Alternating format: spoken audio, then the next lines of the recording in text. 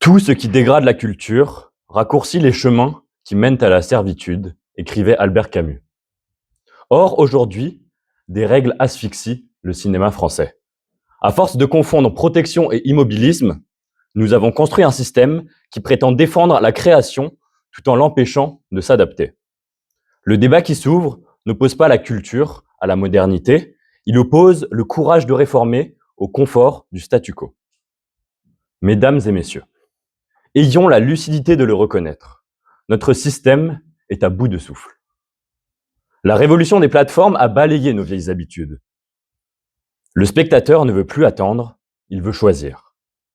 Le cinéma ne peut plus être une simple étape dans un calendrier. Il doit devenir une expérience.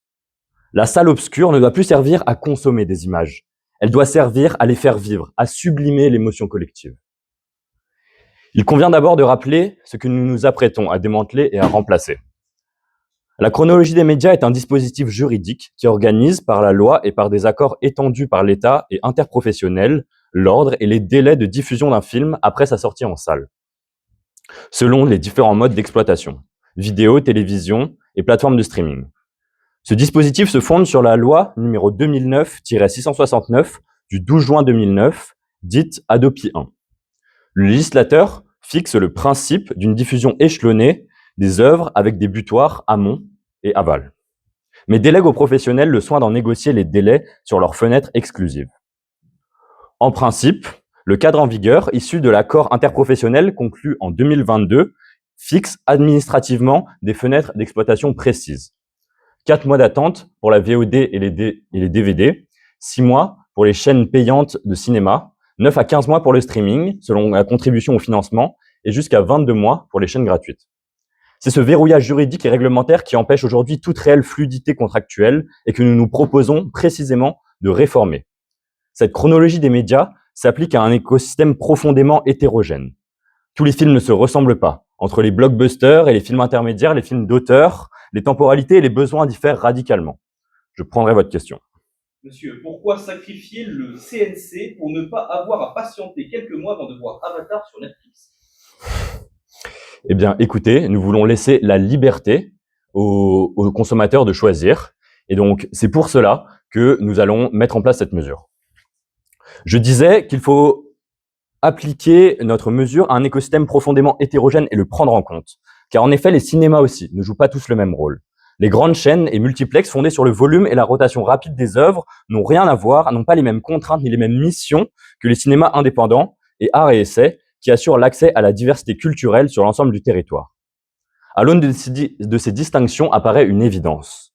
Une règle uniforme produit des effets inégaux. Et toute réforme sérieuse de la chronologie des médias doit partir de cette réalité plutôt que de l'ignorer. Notre ambition est simple et pourtant immense. Nous voulons d'un côté renforcer la compétitivité française et de l'autre préserver la modernité de l'expérience du visionnage. Voilà notre pari. C'est pourquoi notre mesure comporte 4 volets. Premièrement, la suppression des décrets obsolètes. Ce carcan réglementaire, trop longtemps imposé, étouffe la flexibilité et bride les négociations. Deuxièmement, la contractualisation. À l'intérieur de ce cadre, producteurs, distributeurs et plateformes auront la liberté de négocier, de fixer les fenêtres d'exploitation et les contreparties.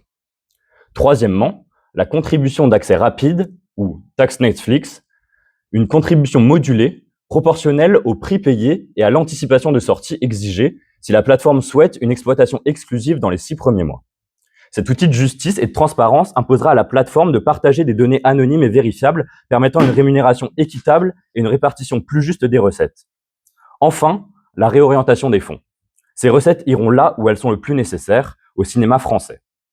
Mesdames et messieurs, aujourd'hui, une voix s'élèvera pour annoncer une véritable révolution du cinéma français. C'est celle de notre ministre de la Culture, M. Arthur Darny, qui viendra vous rappeler que protéger notre art ne suffit plus. Il est temps de le libérer, de l'adapter, de lui donner les armes pour conquérir le monde. Notre ministre de l'économie, M. Souid Monnier, viendra nous montrer comment les réformes ne sont pas seulement un souffle de liberté artistique, mais un levier concret de compétitivité, d'équité et de croissance pour l'ensemble de notre industrie cinématographique, ainsi qu'un levier contre le piratage. Enfin, le rapporteur général de notre gouvernement, M. Fredenucci, achèvera la présentation de notre projet de loi. Le débat qui s'ouvre n'oppose pas la culture à la modernité, il oppose le courage à la peur qui étouffe, à l'inaction qui condamne.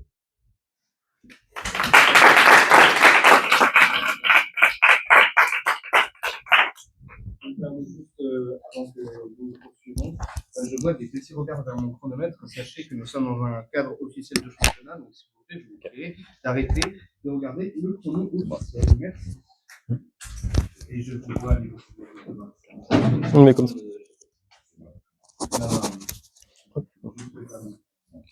On reprend. Pour les répondre, c'est à présent le chef de l'opposition qui va nous parler, M. Vladimir Varenne-Fenost.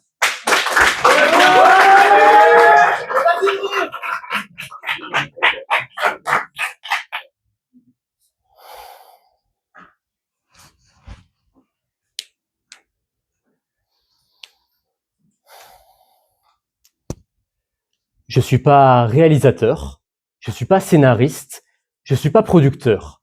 Alors, avant de sauver un monde, j'essaye de le connaître, de connaître ses acteurs. Et ça tombe bien. À propos de la chronologie des médias, on leur a posé la question le 9 décembre dernier à la Commission des affaires culturelles et de l'éducation. Tous se sont exprimés. Olivier Hénard, patron du CNC, Christophe Tardieu, secrétaire général de France Télé, les coprésidents du bloc, le bureau de liaison des organisations du cinéma, et tous ont discuté de la suppression de cette chronologie. Et ils étaient tous contre. Tous ont réitéré leur adhérence au modèle actuel. Ce gouvernement arrive donc aujourd'hui avec une proposition hors sol et déjà désavouée par le monde même qu'il essaye de sauver. Mais le gouvernement fait encore pire que ça. Il nous propose une loi sans échéance, sans budget. Nous ne savons pas dans quelle modalité elle s'applique. Mais peut-être le plus triste, ils font un discours de 5 minutes sans nous parler des objectifs actuels de la chronologie des médias. Alors, laissez-moi la redéfinir et vous présenter les objectifs. La chronologie des médias s'applique aux œuvres françaises comme étrangères, sorties en salle en France. Elle organise le délai entre la parution en salle de cinéma des œuvres et leur exploitation sur les différents distributeurs, qui sont la télé payante, Canal+, les SMAD, Netflix, Disney+, Amazon, et la télé gratuite, comme TF1. Chacun de ces acteurs est placé sur cette frise dépendamment de leur contribution financière au cinéma français. Mais ce qu'il faut comprendre, c'est que la chronologie des médias poursuit les trois objectifs suivants. Premièrement, assurer une disponibilité continue des œuvres pour les spectateurs à travers les différentes phases d'exploitation. Deuxièmement, protéger la salle de cinéma. Et dernièrement, assurer le préfinancement des œuvres cinématographiques en France en garantissant à chaque diffuseur une visibilité maximale des œuvres qu'il exploite sur sa fenêtre. Pour le premier objectif, on peut dire que le gouvernement ne fait pas trop de dégâts. Mais c'est bel et bien la protection des salles de cinéma et le financement des œuvres qui sont négligés par le gouvernement. Expliquons pourquoi la pérennité des salles est en danger par cette mesure. La motivation d'aller au cinéma, c'est bien d'aller voir les dernières exclusivités. Si on coupe cet avantage du cinéma, on enlève ce qui crée l'affluence des salles et la vente de tickets. Ça paraît très intuitif, mais tout ce raisonnement est d'ailleurs soutenu par un rapport de l'organisme Adopi qui nous dit simplement que la fin de la chronologie des médias, c'est la fermeture inexorable des salles de cinéma. Deuxièmement, dans le modèle actuel, le financement des œuvres françaises découle effectivement de l'affluence des cinémas. Aujourd'hui, le cinéma français est un modèle autofinancé, ne demandant pas d'argent public. En payant votre ticket, vous reversez de l'argent à la salle de cinéma, aux équipes du film, mais aussi et surtout au CNC, le Centre national du cinéma. À raison de 671 millions d'euros en 2022, la CNC finance la création de futurs films, permettant la maintenance d'un cercle vertueux qui maintient l'indépendance de notre cinéma. Et je prendrai votre question. Puisque vous avez dit que cette mesure signerait l'arrêt de mort des salles de cinéma, comment expliquez-vous que dans les autres pays, alors que la chronologie des médias n'est pas imposée par l'État, les salles de cinéma continuent à survivre? Mais elles survivent peut-être moins bien qu'en France, qui est le premier pays en Europe dans l'affluence de ces salles de cinéma. Dans votre mesure, le cercle vertueux que je décrivais avant est coupé court. C'est là qu'on se rend compte que votre mesure manque d'un budget pour pallier à cette perte. Alors, Si nous votons votre loi, soit on maintient l'indépendance de notre cinéma en injectant 671 millions d'euros d'argent public par an dans notre cinéma, soit nous tuons cette indépendance en laissant les SMAD américains faire ce qu'ils veulent de notre cinéma. On se demande alors quelle est la répartition plus juste dont vous nous parliez auparavant. Nous avons donc montré que le gouvernement n'a trouvé aucune solution pour régler les manquements qu'il crée. Réalistiquement, dans votre mesure, 3 choses peuvent arriver lorsqu'une plateforme veut diffuser un film. Ils peuvent sortir leur film uniquement sur leur plateforme, sans passer par la case du cinéma. C'est déjà le cas actuellement. Littéralement, si le film ne sort pas en salle, il n'y a pas de chronologie des médias. Mais ils peuvent sortir leur film en salle, puis sur leur plateforme. Félicitations, c'est le fonctionnement actuel de la chronologie des médias. Donc, on la garde. Donc, ces deux fonctionnements, ces deux sorties ne changent pas du statu quo actuel. Mais ce que vous permettez avec votre loi, c'est la sortie simultanée en salle de cinéma et sur les plateformes. Mais monsieur, laissez-moi vous dire que ce fonctionnement n'est absolument pas souhaitable. La sortie simultanée en France a été testée et à chaque reprise, c'est un désastre pour les boîtes de production. Warner et Pixar ont vite rétropédalé dans leur idée quand ils se sont rendus compte que ce modèle était intenable. N'oubliez pas tous les sacrifices qu'ils sont faits au cinéma français, tous ces sacrifices pour un modèle intenable qui ne profite même pas aux producteurs. Vous ferez utiliser les deux modèles de diffusion actuels et vous créez un nouveau moyen intenable. Pour ce débat, il est important de comprendre que le cinéma français se porte bien. Nous sommes les premiers consommateurs de cinéma en Europe. Nous consommons 44% de films français. Cela veut donc dire que le gouvernement doit maintenant vous prouver que sa réforme a plus de chances d'améliorer une industrie qui est déjà inégalée à l'international, tout en mitigeant le risque d'effondrement que nous avons soulevé. Alors, si nous voulons voir d'autres Anatomie d'une chute ou Emilia Pérez porter haut les couleurs de la France,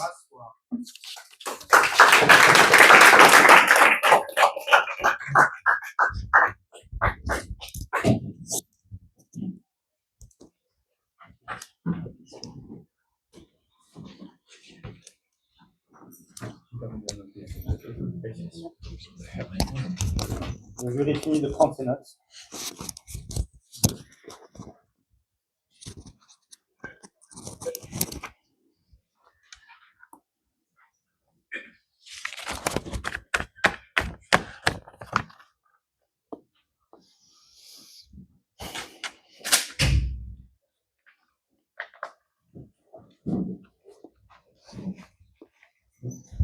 Et place au ministre de la Culture, Arthur Darny.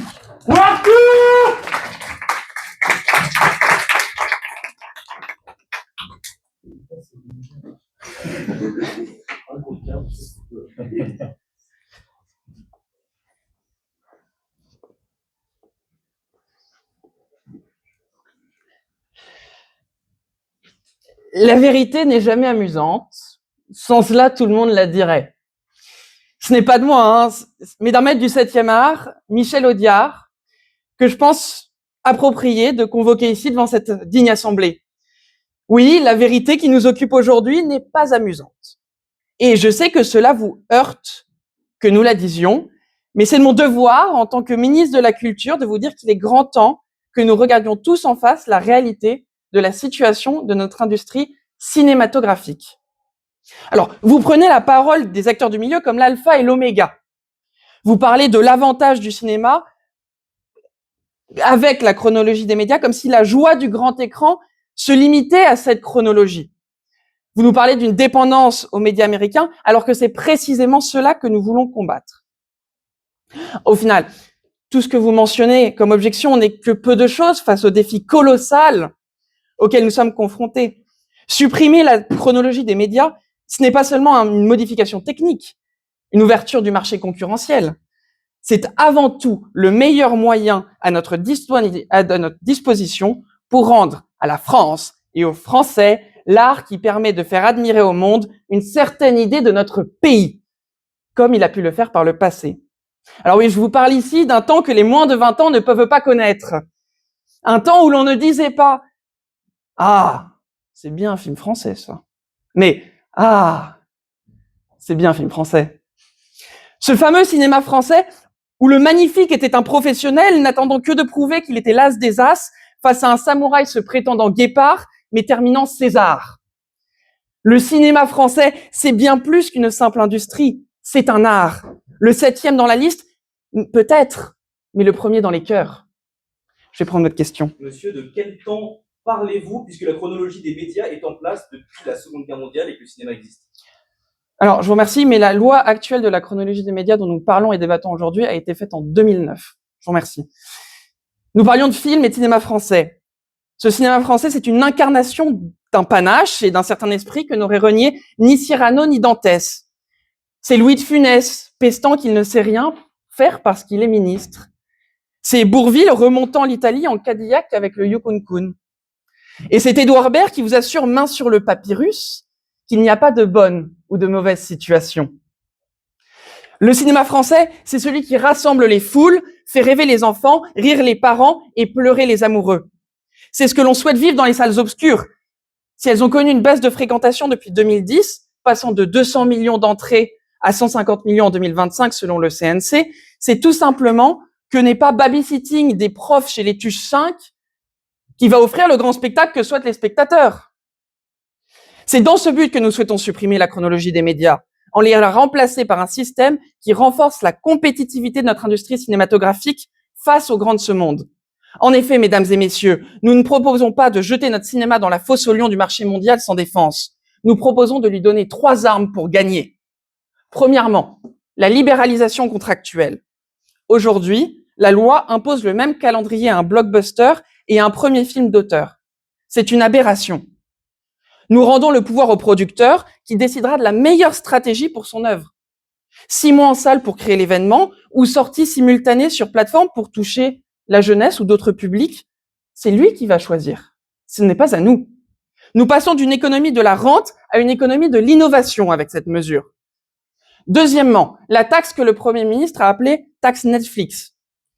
Avec elle, le temps n'est plus une monnaie d'échange, c'est l'investissement qui l'est.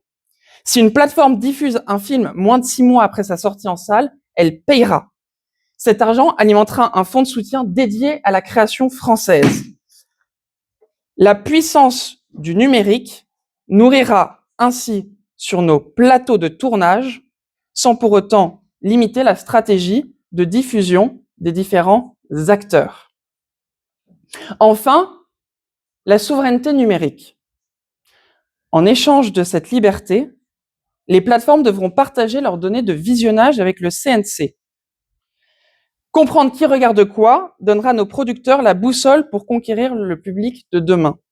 Avec ces 3 mesures, nous changeons radicalement la donne, en réalité, puisque nous remplaçons la chronologie des médias par de véritables outils qui peuvent être compétitifs pour le cinéma français. Mesdames et messieurs, la nostalgie n'est pas une politique. Protéger le cinéma français, c'est accepter que la salle et le smartphone sont 2 faces d'une même pièce, notre rayonnement culturel. En supprimant cette chronologie obsolète, nous signons l'acte de renaissance de notre cinéma pour que dans 10 ans, quand un adolescent découvrira un film français sur notre écran, il ait encore ce déclic. Ah, c'est bien un film français. Je vous remercie.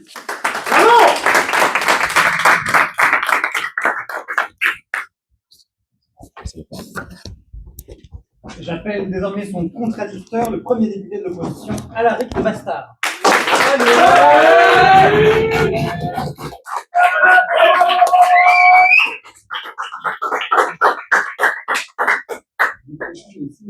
Je rappelle au public que vous avez le droit de laisser papoter vos adversaires quand ils veulent vous poser une deuxième question. Vous pouvez aussi leur indiquer de se rasseoir. Les pauvres.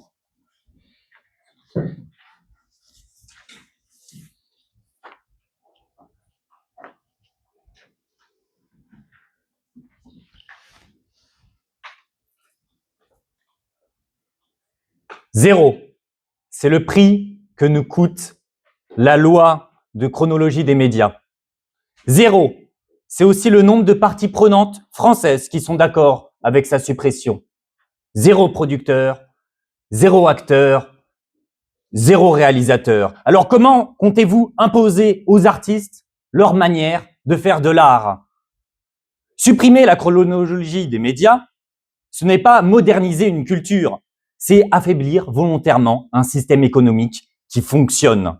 Cette loi ne coûte pas 1 euro à l'État français. Et pourtant, elle rapporte gros.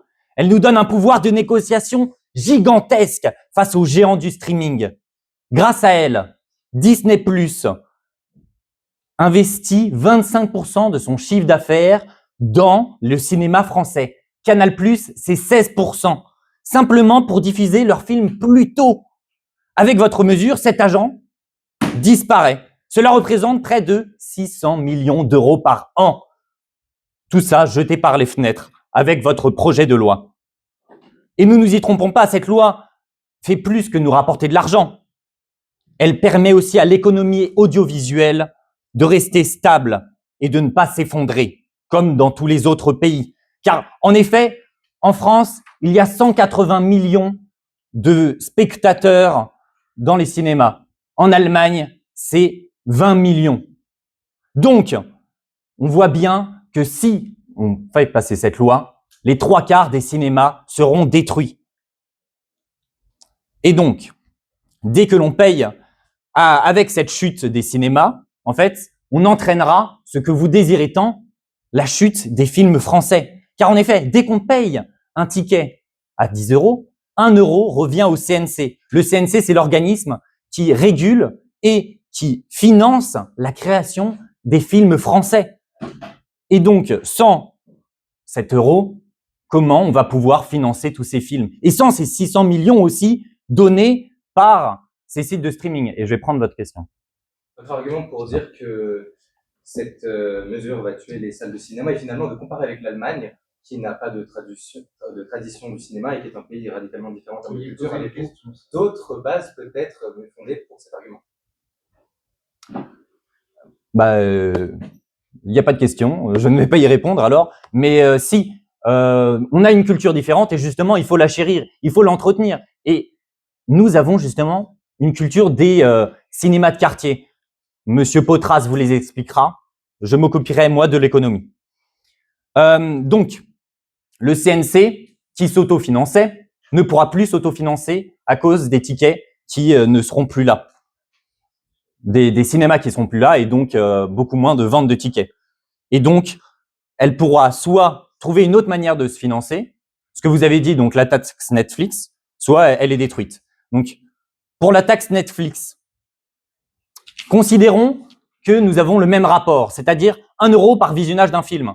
Car quand on va au cinéma, la CNC reporte 1 €. C'est-à-dire, si en moyenne, un auditeur regarde 9 films par mois, Netflix devra donner 9 € à la CNC, ce qui représente 2/3 de l'abonnement. Donc, globalement, Netflix augmentera ses prix. Donc, la liberté de l'audiovisuel, beaucoup moins de gens pourront voir ces films qui sont français, d'auteur ou les cinémas américains. De plus, il y a une autre raison pour laquelle Netflix augmentera ses prix à cause de votre loi. En fait, les films, plus ils sont diffusés dans ces sites de streaming proches de la sortie, plus ils ont une valeur, plus les gens voudront les voir. Et donc, Netflix devra payer plus cher ces films. Et sachant qu'il les paye plus cher, l'abonnement aussi augmentera. Et donc, de moins en moins de gens pourront bénéficier de tout cet audiovisuel américain ou français. De plus, nous aidons la France avec des aides pour les chômeurs, les aides pour les jeunes, le Pass Culture, à permettre à ces gens en précarité de pouvoir accéder à la culture française. Les places de cinéma sont moins chères pour tous ces gens. Donc, la chronologie des médias n'est pas un frein archaïque, mais un outil de réglementation économique. Supprimer la chronologie des médias, ce n'est pas libérer la culture, c'est fragiliser un modèle, c'est perdre un levier économique, c'est abandonner des milliards d'investissements privés. Ce n'est pas aider les plus modestes, c'est renchérir les abonnements, c'est importer un modèle américain défaillant, c'est faire payer plus pour offrir moins. La chronologie des médias protège, la supprimer serait une erreur, la défendre est notre responsabilité.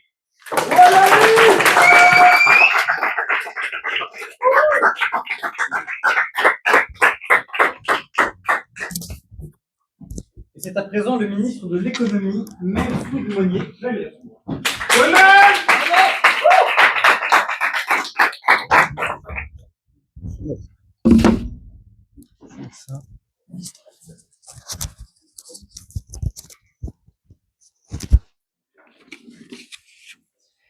J'ai écouté votre discours de collapsologue. Vous savez, dans le dialogue de l'idéaliste et du réaliste, l'idéaliste dit « Et mes films, tu les aimes? Tu l'aimes, ma chronologie aussi ?» Et au réaliste de répondre « Doucement avec la chronologie, pas si fort. » Le gouvernement ne cherche pas à provoquer un quelconque mépris dans cette assemblée, mais je crains que l'opposition ne se méprenne. Alors, laissez-moi rappeler quelques principes économiques simples, ce qui est mon rôle en tant que ministre de l'économie.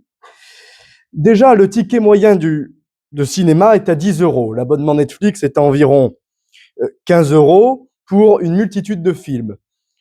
On peut voir beaucoup plus de films sur Netflix pour un abonnement qu'au cinéma pour le même prix. Ensuite, je rappelle aussi, selon un principe simple de concurrence, que plus il y a de concurrence, plus les plateformes auront intérêt à faire baisser les prix. Je vais prendre votre question. Investir dans le cinéma français, c'est littéralement le but de la chronologie des médias. Pourquoi donc la supprimer? Je vous réponds tout de suite. Effectivement, je vais même faire mieux que vous, puisque avec notre mesure, oui, nous laisserons les producteurs, distributeurs négocier. Et nous mettrons fin aux fenêtres d'exclusivité, donc à la chronologie des médias. Mais l'investissement aujourd'hui, avec votre système d'un quart de Disney, etc., on est à peu près en tout 350 millions d'euros. Vous me parlez de 671 millions d'euros d'investissement public nécessaire. Je lance les enchères, je propose 725 millions d'euros. Le marché français de la vidéo payante par abonnement, c'est environ 2,9 milliards d'euros en 2025. Si le nouveau levain de la taxe Netflix ou de la contribution d'accès rapide nous permettra de faire lever la patte du financement du cinéma français au singulier et nous permettra, en utilisant avec cette taxe, en taxant à un quart du chiffre d'affaires de la SVOD et de la VOD, nous rapportera 725 millions d'euros et protégera ainsi à la fois le cinéma français, mais aussi les cinémas français. Alors, nous souhaitons, oui, supprimer la chronologie des médias. Supprimer, mais non l'interdire. Les mots ont un sens. Concrètement, nous proposons de supprimer les décrets qui imposent la chronologie des médias dans le droit et, effectivement, la loi Hadopi 1. L'objectif phare de ce dispositif, c'est de permettre une contractualisation libre entre producteurs et distributeurs. La liberté. Alors j'entends parler de la particularité française, même d'exception culturelle française, et notre gouvernement y est attaché, monsieur le ministre de la Culture l'a rappelé. Mais pour que l'exception puisse exciper, justement, elle doit être reconnue comme dérogeante à la règle. Et pour être reconnue, il suffit d'imaginer les films français de demain dans un contexte international de globalisation des formats. Puisque sinon, votre anatomie d'une chute, c'est plutôt la chute du cinéma français qu'elle va annoncer. Alors, nous sommes un gouvernement ambitieux, je dirais même audacieux. Ne restons pas sur la sellette, non. Ne restons pas petits. Le cinéma du futur, le financement du cinéma du futur portera sur des films capables de s'imposer auprès d'un public élargi. Et d'ici 2027, Médiamétrie et l'Arcom prévoient d'ailleurs que 50% de la consommation audiovisuelle se fera hors télévision linéaire.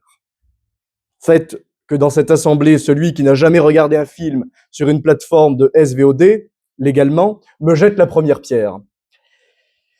J'insiste également sur ce que le Premier ministre a souligné à propos du piratage. Nous lutterons activement contre le piratage.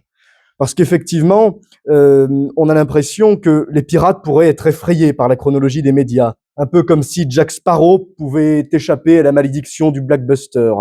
Mais fondamentalement, le problème réside dans l'absence de sanctions du piratage. Et donc notre mesure est ampliative. Elle concernera aussi la lutte contre le piratage pour faire en sorte que ces films soient véritablement disponibles légalement et non pas de manière illégale. Nous sommes donc bien les amis, les défenseurs, les protecteurs du cinéma.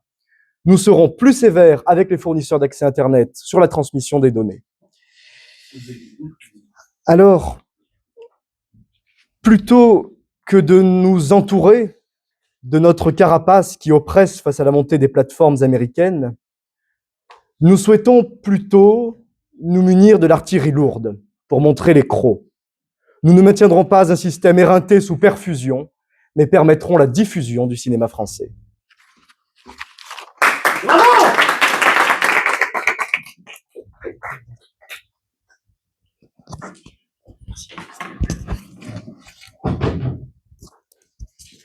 J'appelle à présent Thomas Potras, deuxième député de l'opposition.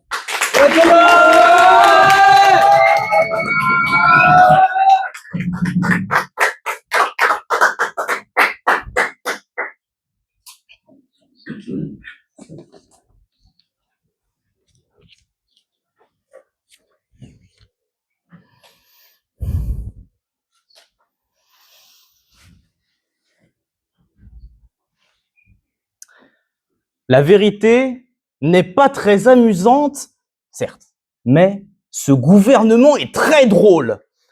Parce que, sous couvert de défendre les films indépendants, de redonner plein d'argent au cinéma français, vous allez faire tout l'inverse. C'est bien beau de dire quelque chose, mais il faut prouver pourquoi est-ce que cela va être le cas. Et donc, comme mes précédents députés l'ont fait, je vais continuer de le faire. Pourquoi est-ce que vous n'aurez pas les effets escomptés, mais tout l'inverse? Déjà, quels effets positifs vous pourriez apporter au gouvernement? Vous faites bien quelque chose. Vous donnez un choix. Vous donnez un choix aux diffuseurs d'acheter dès la sortie les films qui paraissent en salle. Ou alors, les autres choix que vous leur laissez existent déjà. Concentrons donc nous sur ce que vous faites, à savoir donner ce nouveau choix. Déjà, pourquoi est-ce que c'est mauvais en pratique? Puisque la chronologie des médias nous permettait d'avoir de l'argent de tous les diffuseurs.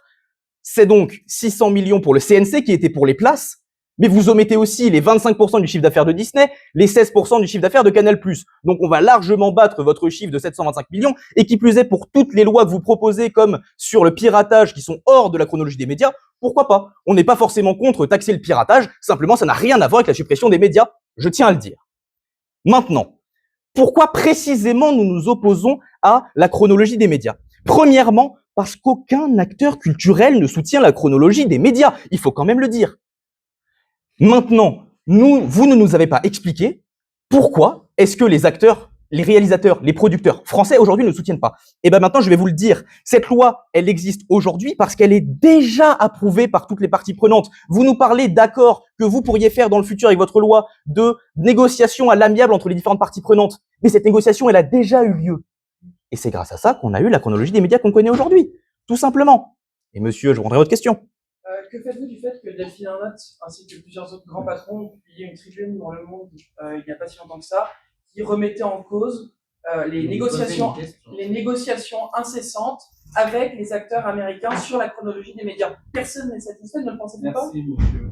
Mais bien sûr que si, monsieur, je le pense. Et pourquoi est-ce que je le pense? Parce qu'on leur a posé la question. Donc cette tribune du Monde, qu'est-ce qu'elle remet en cause?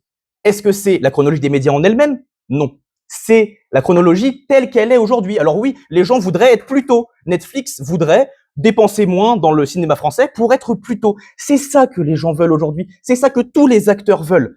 Pourquoi est-ce qu'ils veulent ça? Parce que déjà, la pluralité des financements nous permet d'avoir différents films et nous permet d'avoir la diversité que vous aimez tant. Pourquoi? Parce que avoir différents diffuseurs qui payent pour diffuser à chaque étape de la chronologie des médias, ça veut dire qu'un film pourra en convaincre un plus que l'autre et donc avoir justement ce financement. Ce n'est pas possible de leur côté. Pourquoi? Parce que les gros diffuseurs comme Netflix vont faire un bras de fer avec les plus petits, les diffuseurs indépendants. Et ceux-là ne pourront plus avoir accès au financement. Donc, si on autorise un seul diffuseur à avoir l'exclusivité pendant toute la durée de vie de l'œuvre, ce que le gouvernement propose, s'il a cette exclusivité, alors ça veut dire qu'à son bon vouloir, il pourrait le supprimer de son catalogue et plus personne ne pourra jamais le voir. C'est cela que protège la chronologie des médias. C'est la disponibilité à tout temps pour tous. Alors que de leur côté, si on n'a pas l'abonnement Netflix, Disney+, et Amazon, on ne pourra jamais voir le cinéma français que nous aimons tant. Vous voulez le protéger, vous le détruisez. Mais pire, cela voudrait dire que nous devrions nous contenter des films Netflix qui n'ont pas besoin d'être bons pour être rentables. Et c'est cela qui est très important, la qualité des films, puisqu'ils ne font qu'alimenter un catalogue de leur côté, alors qu'un film au cinéma doit convaincre chaque personne qui vient le voir d'aller dépenser 10 € pour venir le voir. Mais est-ce qu'il n'y a pas là une motivation bien plus grande d'avoir des films de qualité, de soutenir la qualité française? Évidemment que si. Mais pire, dans un monopole des SMAD, ils nous nourriraient au mieux de films fades, puisque pas vraiment motivés par la réussite, mais au pire, qu'est-ce que cela veut dire? Cela voudrait dire qu'on pourrait nous imposer une idéologie par ces SMAD-là, sur lesquels nous n'aurions plus aucun contrôle. Les films que produit Netflix ne prennent pas en compte la culture française. Les films Netflix sur la France, c'est Emily in Paris. Est-ce que c'est ça qu'on veut? Non. La chronologie renforce l'exception culturelle française. Avoir une industrie locale et représentative de notre culture est primordial. On le voit avec Hollywood et le soft power américain grandissant. Bollywood qui met l'Inde sur la scène internationale. Les K-dramas et la Corée nous permettent d'avoir une fenêtre sur le monde asiatique que nous connaissons si mal aujourd'hui et qui fait qu'aujourd'hui, ils sont sur le devant de la scène. Alors, la chronologie des médias n'est ni un archaïsme, ni un privilège. C'est le socle qui permet à notre créativité d'exister, à notre diversité de vivre, à notre exception culturelle de rayonner. Si nous nous battons, mais que ce n'est pas pour la culture, alors pourquoi nous battons-nous?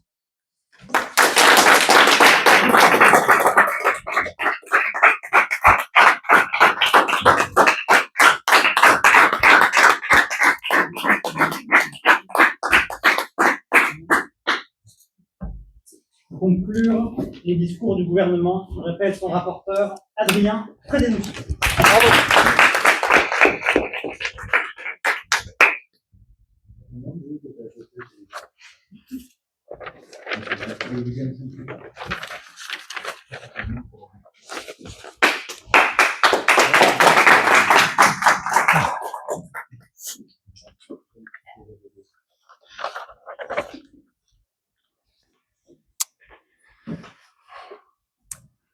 Chers collègues, chers députés, merci de me recevoir aujourd'hui en grande pompe.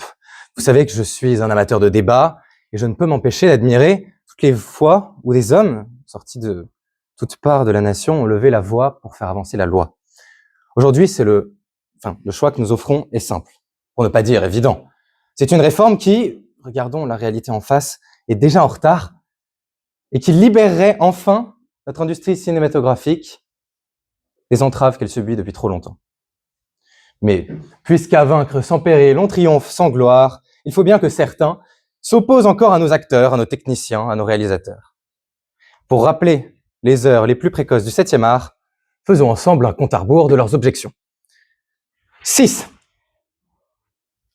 Oh, attendez, en fait, non, ça, ce n'est pas une objection. Ça, ils ont oublié d'en parler. Le piratage, ils en parlent, mais en fait, ils n'expliquent pas ce qu'ils vont faire. Savez-vous, puisque, vous qui connaissez les intervenants de la commission par cœur, vous devriez savoir que, a priori, c'était un des buts de la chronologie des médias et d'une réforme de cette mesure, puisque c'est absolument ce que veulent les acteurs du cinéma. Et ils en ont parlé pendant de longues heures devant notre Parlement. 5. La loi actuelle ne coûte rien au gouvernement. Alors, en effet, la CNC est financée en prenant 1 € à chaque film regardé en France en salle de cinéma, mais bravo. Enfin, on ne prend pas l'argent aux Français par le biais de leurs impôts, on leur prend quand ils vont au cinéma. La différence est technique, en fait, il n'y en a aucune. 4. Alors, vous nous avez dit que Canal+ investissait 16% de son chiffre d'affaires vers le cinéma français. C'est admirable. Ne pensez-vous pas que dans un monde où les plateformes ont un plus grand pouvoir, Canal+ aura plus d'abonnements et surtout, ce qui mènera à plus d'investissements? Mais partons du principe que Canal+ disparaisse. Soyons un petit peu comme vous, collapsologues. La mesure que nous proposons réinvestit immédiatement par le biais de la taxe Netflix 25%, non pas 16, mais 25% du chiffre d'affaires de ces plateformes dans le cinéma français. Je vais prendre votre question. Les États-Unis ont mis en place une chronologie des médias il y a 6 mois. Si on est si en retard, pourquoi ils nous copient? Alors attendez, là je ne comprends plus rien. Vous avez cité l'industrie du cinéma américaine. Vous avez dit que le modèle américain, et je vous cite là, était défaillant. Enfin, on s'inspire des États-Unis, on s'inspire pas des États-Unis.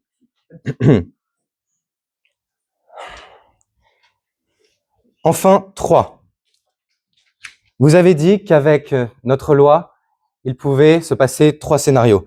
D'abord, que les films ne sortent pas en salle, donc on est d'accord, ça ne change rien. Ensuite, qu'ils sortent en salle, puis sur les plateformes. Et là, vous avez dit que ça ne change rien. Mais attendez, il y a une énorme différence entre peut-être 12 mois d'attente pour un petit film d'auteur qui veut se laisser sa chance le plus longtemps possible pour marcher du bouche à oreille, ou un film produit par Disney qui ne reste en salle qu'un mois, puisque de toute façon, il va arriver sur les plateformes pour marcher par les produits dérivés. Vous masquez le fait que notre loi offre des possibilités au cinéma par une rhétorique injuste. Je ne prendrai pas votre question. Enfin, 2. Peut-être le financement. Vous n'avez toujours pas compris que Netflix ou toutes les autres plateformes n'augmenteront pas leur prix dans le monde où presque tout le monde est équipé d'un VPN et donc les prix ne peuvent pas être différenciés selon les pays. Vous n'avez. Et votre seule justification pour l'augmentation du prix des plateformes était qu'ils allaient payer les films plus tôt, donc plus cher. Mais poussez le raisonnement jusqu'au bout. Enfin, je vous en prie. Dans ce cas-là, pourquoi n'achèterait-il pas les films légèrement plus tard, ce qui restaure un équilibre naturel du marché qui remplace celui que vous le forcez à avoir par votre loi? Simplement laissez faire le marché.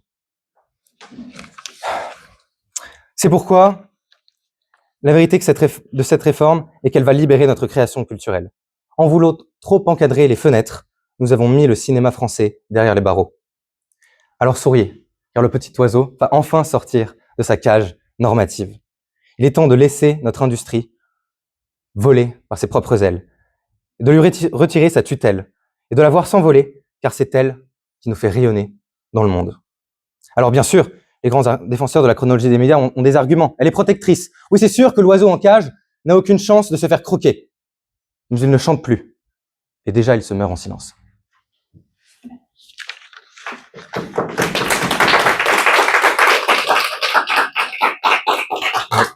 C'est trop court ? C'est trop court ? Oh. Est-ce que je peux continuer à parler si j'ai en fait un texte ? Ensuite. J'ai l'impression qu'il avait dit. J'ai tout ça que j'ai pas pu dire. Et pour terminer ce débat, j'appelle le secrétaire de l'opposition, Arthur Belloc.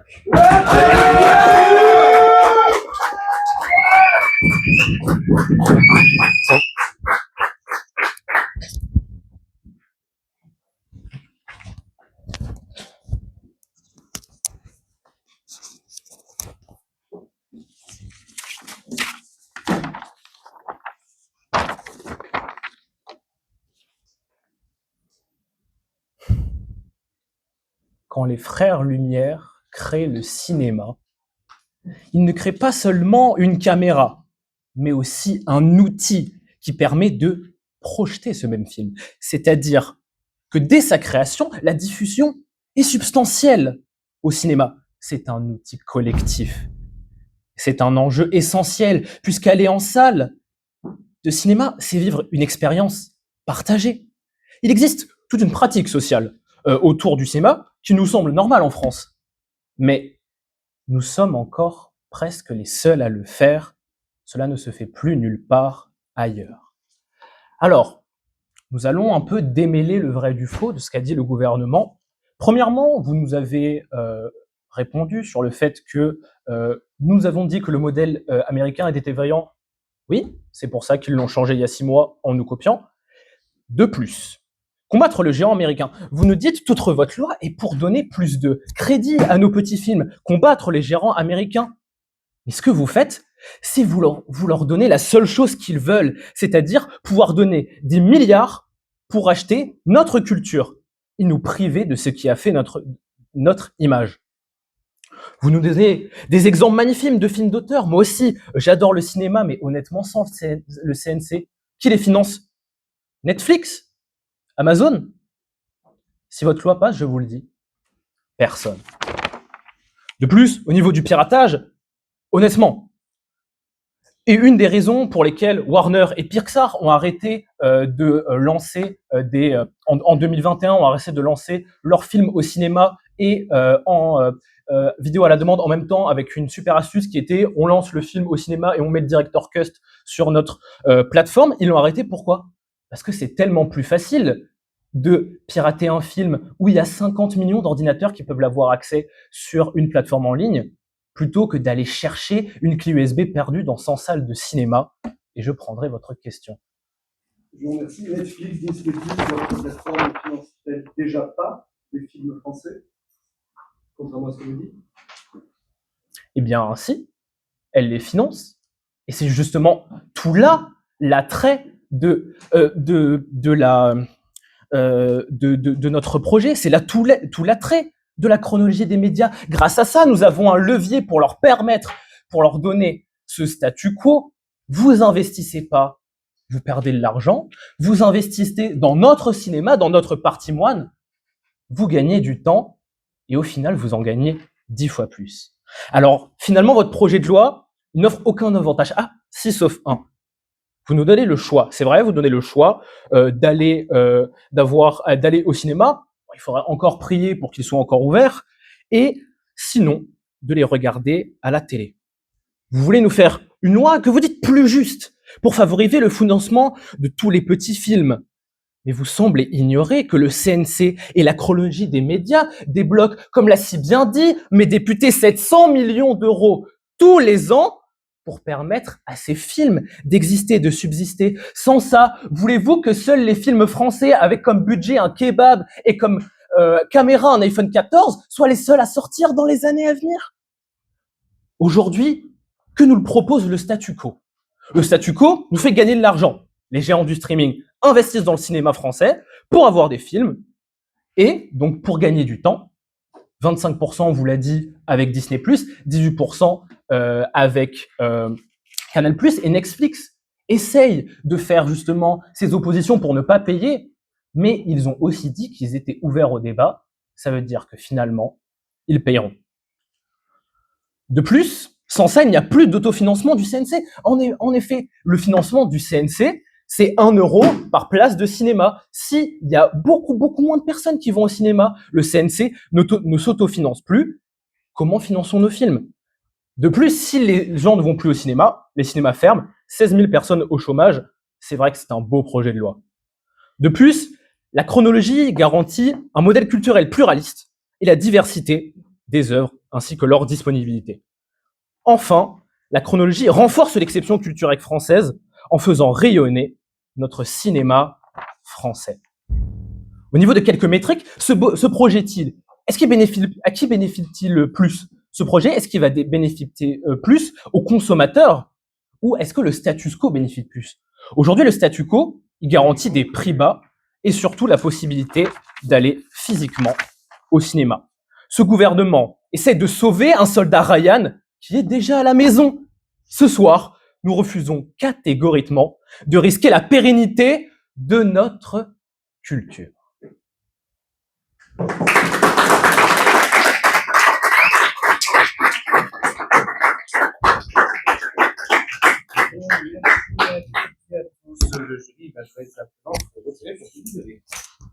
Oh oh.